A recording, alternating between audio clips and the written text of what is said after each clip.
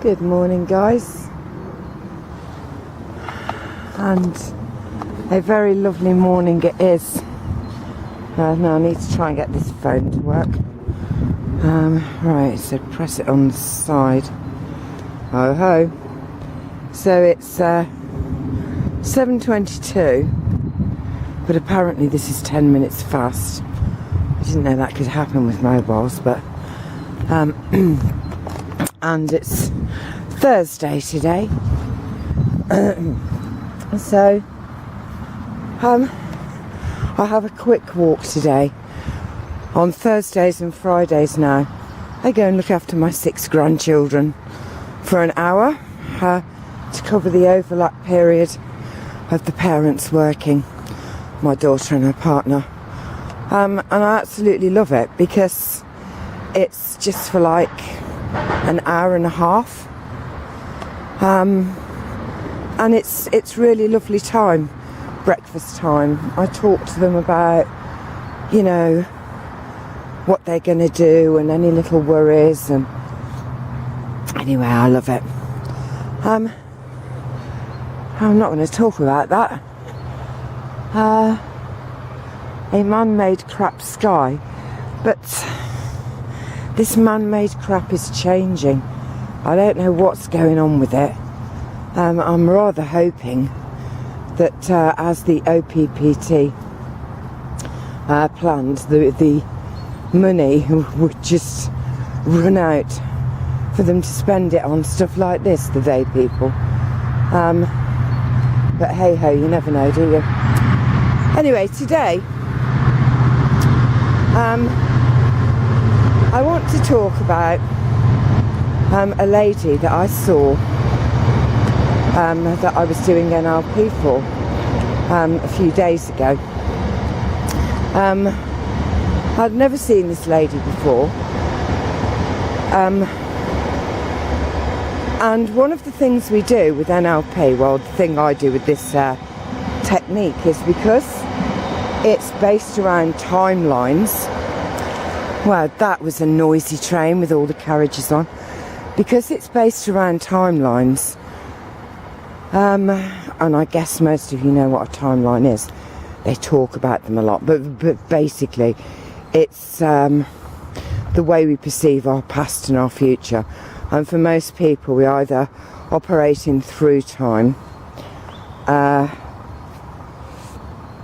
which is when the future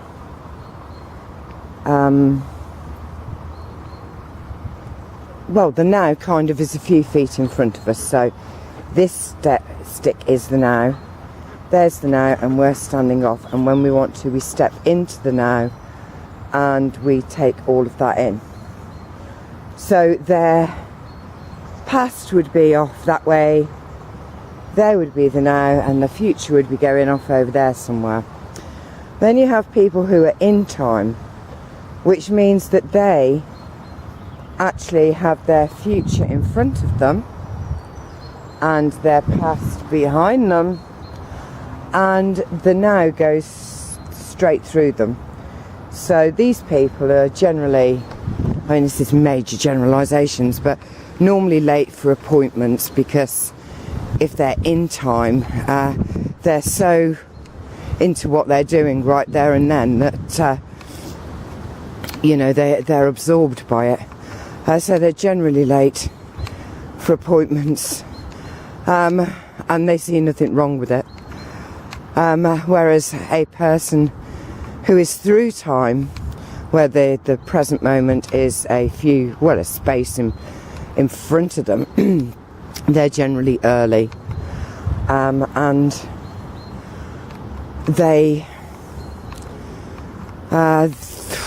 they're really on top of things. They don't like to be late, and that's because they are observing where they're meant to be, if you see what I mean.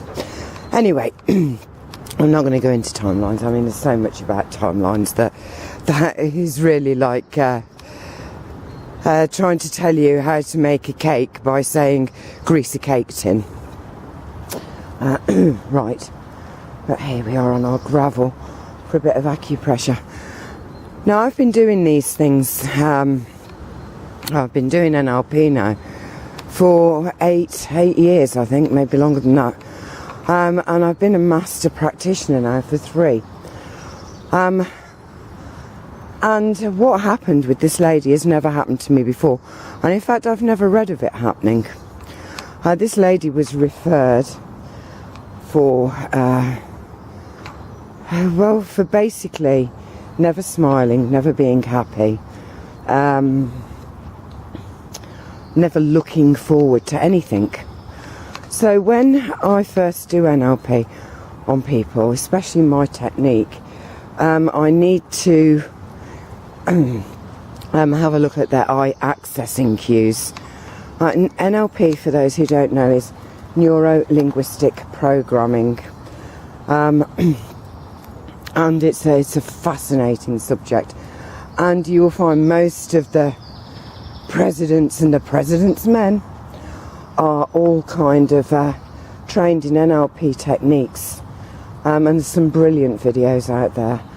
There was one by a young guy. I mean, God, this guy was maybe 20 years old, and he was pulling apart President Obama's speech, everything from his hand signals, his posturing, his eye accessing cues, his repeated words, his embedded commands. Fantastic video that was. I've never been able to find it since. But anyway, now eye accessing cues are exactly what they say. You watch a person's eyes and you can access information by the way they move their eyes. Now, for example, my past is over this way to the left. I'm a through time person, so my past is over there. It sweeps around in an arc. It's there just in front of me where that little white dot is, and then my future is over there. So there are normally 2 ways that people will look. I mean, it also depends a lot of the time on whereabouts in the world they're from and if they're left or right-handed. But the general kind of given is that the past is to the left, the future is to the right, and right now is kind of eyes looking up to the ceiling maybe, or straight ahead. So what you would do is you have to be very observant in the first few moments, well, in the first few minutes that someone is with you, actually. And I do lots in those first few minutes. And part of that is watching their eyes without them being aware that you're watching their eyes. Because the movements we make, they are movement. It's a bit like breathing. You know, you're going to notice if someone's holding their breath. Do you understand what I mean? So they don't take a breath. But when they're not thinking about anything, they're just breathing normally. Well, these eye accessing cues are like this. It's very hard to, how can I put it? It's very hard to try to do the opposite of what your eyes want to do. So, if we ask somebody a past question, so we say something like, oh, did you do anything at the weekend? And of course you just do this in general conversations. No one realises that you're watching their face and studying them. They will begin to talk, and often they are looking to the left, if that's where their past is. So they'll be looking to the left, and it's often good to ask them something that you already know about them, if you see what I mean. Something like, oh, that's a lovely coat, where did you get it from? Or when did you get that? Because they will straight away, this is just conversation, they will straight away kind of shift their eyes to one direction and tell you all about it. So generally they will look to the left. And then when you ask them about the future, their eyes will quickly go to the right. So it's something like, I don't know, are you doing anything at the weekend? And they will think about that and their eyes will quickly flick to the right. And you can tell all sorts of things, like if they're having an internal conversation, by if their eyes are level with their ears, if their eyes drop down, if their eyes look up. So, I mean, this is fascinating stuff, eye accessing cues. So anyway, I had this lady, and, you know, I'm going to go back through here because it's really pretty. And I just focused on my feet, didn't I? I had this lady, and when I asked her, you know, she's just come in and I'm kind of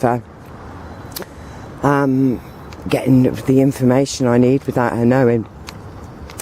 I asked her about the past, and sure enough, her eyes went to the left. And then, a few moments later, I asked her about the future, and her eyes went to the left. Everything I asked her, her eyes went to the left, or they kind of just looked forward. And there was no eyes to the right at any point. And I actually became fascinated with this, and I was thinking, you know, change the questions, ask different questions. And you have to be able to think on your feet, because, you know, you don't want to be just constantly, well, tell me, what do you think a, you know, pink elephant would look like? Or you can't be kind of repeatedly asking them stuff when they've come for a treatment, even though they don't know this is part of the treatment, shall we say. So I was fascinated by this. So here we have a lady who, it's always left. So part of what I do with the timeline, oh, I only seen something. Part of what I do with the timeline is to help them to create a beautiful future by constructing this future timeline that is, you know, broad and from ceiling to floor, full of colours that they like. And anyway, I won't go into too much of that. But what happened, everything I was asking her was left. When I stood up, and I'd kind of manoeuvred her timeline as well, so that her past is to the left and her future is to the right, the now is right in front of her, and I'm kind of going through this with her. And she said her future is stops right at her right shoulder and down the side of her head.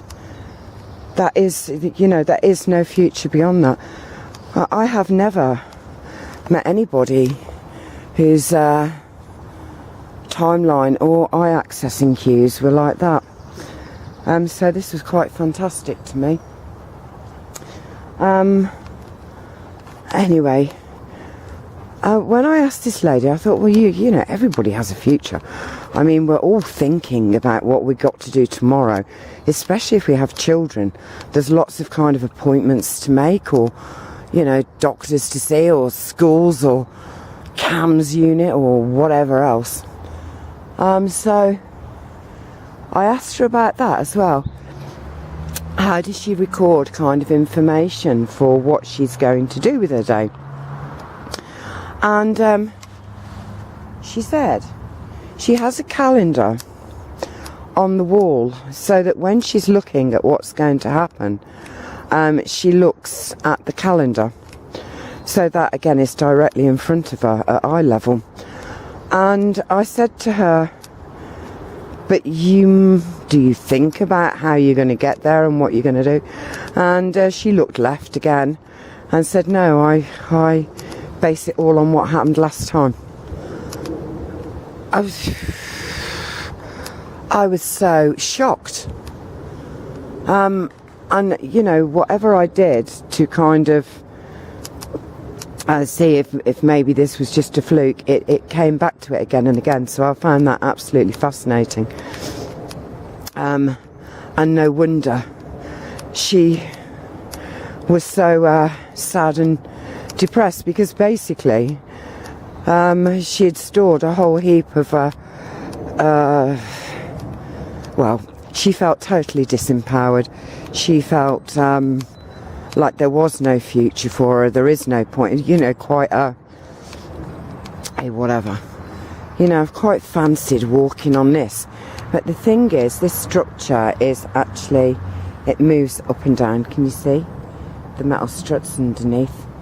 So I'll do it when I'm not filming. Yes, so that was absolutely fascinating. And as we worked through stuff and we built these timelines, gosh, her past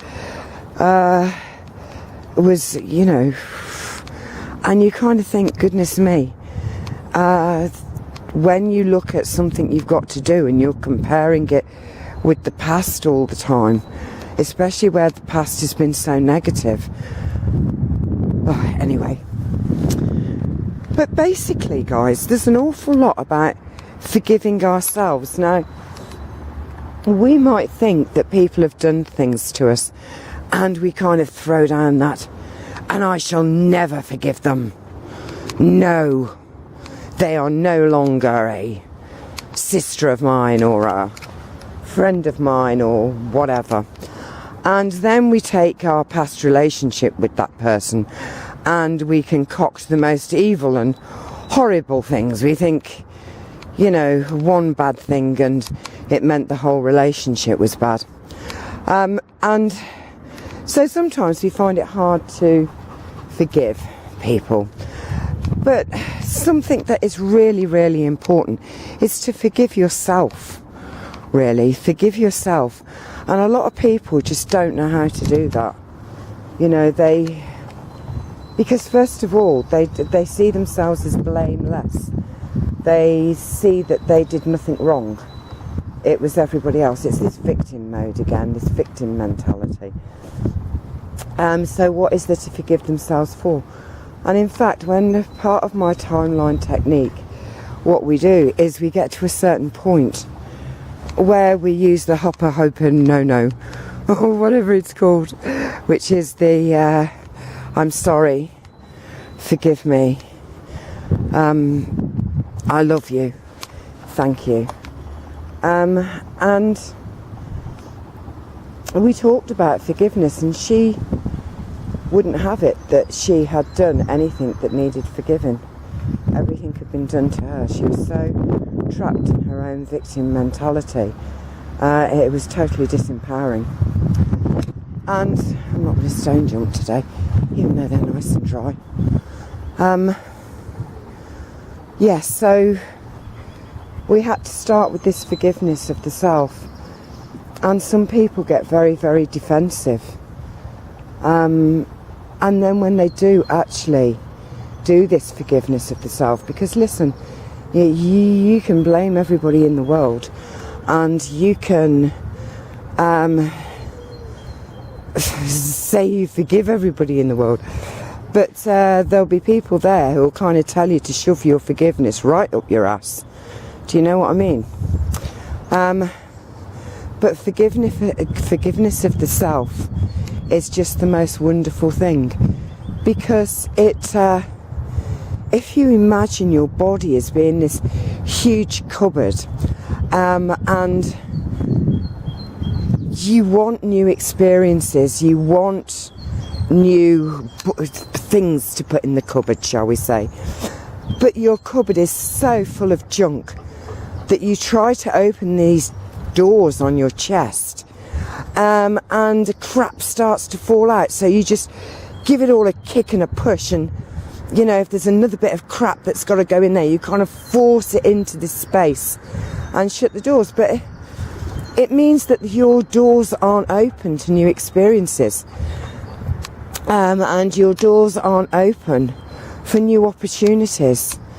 And when we actually forgive the self, a lot of this junk can just be thrown away. Seriously, it can just be thrown away. And we can actually do that in a very physical way by writing the things that we're forgiving ourselves for on paper, and a big sheet of paper, then screwing it up and actually putting it into the rubbish bin, or burning it. Anyway, so forgiveness of the self, guys, really, really, really important. And I'm hoping that with this lady, she has now got some kind of future timeline, because we did construct one and put it there, but oh yes, Rose, of course she will. See, I limit myself. And you know, sometimes you meet master NLP practitioners who are so polished, really, that you never hear them correct themselves. But you see, I kind of think that means they're not aware, because I've been with some very, very good NLP technicians, and you can actually see where they haven't done it correctly, or they've forgotten something, but they never limit themselves like I do. You see, now that must be based on something in the past, and I should be able to go along my past timeline, find out what it is and put it right. But it's a lot easier to do it with someone else, because when you're in these kind of working on timelines, of course you're in a trance state, and we kind of keep the robot occupied by getting it to do things while we connect with the spirit, the soul, the inner being, the higher self, the fairy godmother, whatever you want to call it. Anyway, guys, I've got to go. I've got work to do today, and people to see. But I just wanted to come out into nature for a little chat and a barefoot walk, and just to tell you all that I love you. I love you too, Georgina, and it's amazing how that is disappearing now. Yes. And it's lovely when you're out, because, you know, the birds are all making nests and pairing up and happy and singing. It's beautiful. Yes, I think today's going to be a rather nice day. Still haven't got this right colour to the sky, but you know what, I mean, look at those two doves. It's probably a woman saying, will you just leave me alone, please? It's funny, isn't it? In all animals and birds and everything, all we see is the female kind of, oh God, will you leave me? Oh, bless men. Anyway, guys, time to go, so keep looking up. Remember to enjoy life, live it. It's exactly why you are here. And from Honey, who is lying down over there, which is a bit strange. We need to check her temperature when we get home, because she did fall in that revolting mud. And there's Ebby. And my toes, which are fairly clean today. It's goodbye. I love you all. And hopefully catch you again tomorrow, guys. Yep. Bye.